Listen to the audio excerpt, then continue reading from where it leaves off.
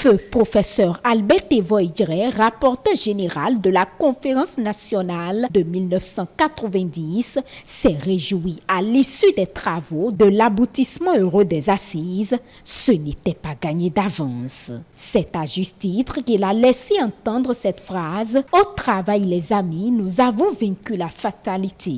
34 ans après, cette phrase rappelle le contexte dans lequel s'est déroulée cette assise et amène à s'interroger sur le parcours jusque-là.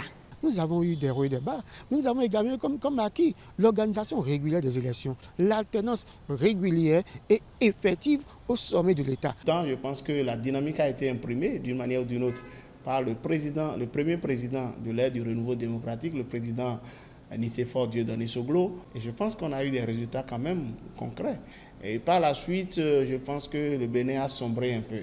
On est retombé dans certains travers, l'impunité, la corruption, la prévarication, le détournement du deniers publics, une mauvaise gouvernance qui ont plombé pendant le règne du président Mathieu Kérékou le pays dans ses espoirs de développement sous le règne de Boni Yaye également. Je pense qu'il y a beaucoup de choses à reprocher à la gouvernance. Maintenant, je pense qu'à l'avènement de Patrice Talon, il y a une certaine dynamique qui a été imprimée.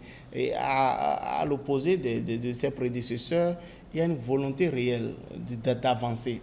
Les professionnels des médias rencontrés 34 ans après la conférence des forces vives de la nation estiment qu'il y a lieu d'affirmer que le Bénin a vaincu la fatalité.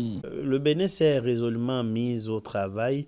Les classements Doing Business, pour un standard et autres nous placent quand même sur un piédestal qui prouve que quelque chose se fait. L'auteur parlait de la vie politique du pays. Et je pense que même s'il y a eu régulièrement des grincements dedans depuis tout ce temps, toutes les élections se sont déroulées, les résultats ont été acceptés, il n'y a pas eu de crise politique grave au Bénin comme on en a vu un peu partout dans la sous-région. Donc en tenant uniquement compte de ça, oui, on a vaincu la fatalité. Reste maintenant à maintenir le cap, à garder le flambeau, parce que ce n'est pas facile.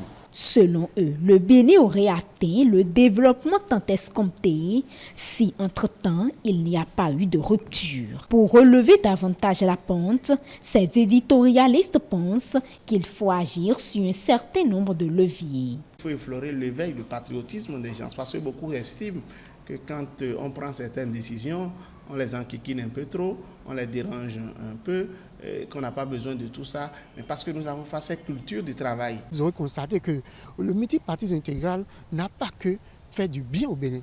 Et les années, le parcours, le chemin faisant, nous sommes passés à une réforme du système partisan. Cette réforme du système partisan, quoi qu'on dise, a quand même permis d'assainir un peu l'environnement politique. En matière même de réforme politique, le Bénin a encore du chemin à faire. Le Bénin n'est pas un pays développé. Et c'est la lutte que nous menons depuis tout ce temps. On veut être un pays développé ou ne serait-ce un pays en voie de développement correctement.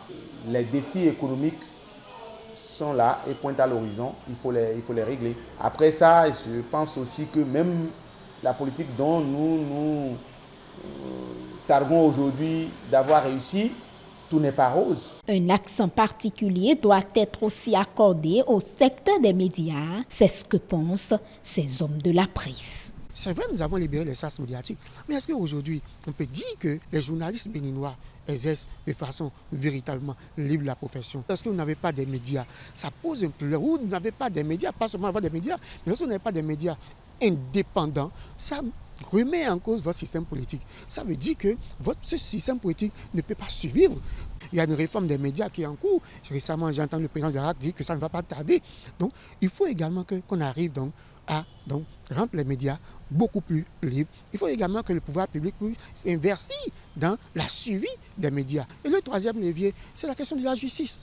La justice, parce que lorsqu'il y a l'impunité dans un pays, on ne peut pas construire un pays sur la base de l'impunité. Ou construire un pays sur la base du favoritisme. Il faut que nous ayons donc qu'on travaille encore sur notre modèle de justice, à rendre la justice beaucoup plus indépendante, à rendre la justice beaucoup plus forte et que les institutions soient véritablement plus fortes que les hommes. Il y a tellement de défis à relever dans le monde des médias à commencer par les acteurs eux-mêmes qui doivent réussir à se mettre ensemble à travers leurs associations. Il faut parfois y penser sérieusement et le gouvernement du président Patrice Talon, même si à l'heure où nous parlons, c'est encore à l'étape de discours, il avait promis de faire des réformes dans le secteur des médias. Oui, on en a vraiment besoin. On en a vraiment besoin.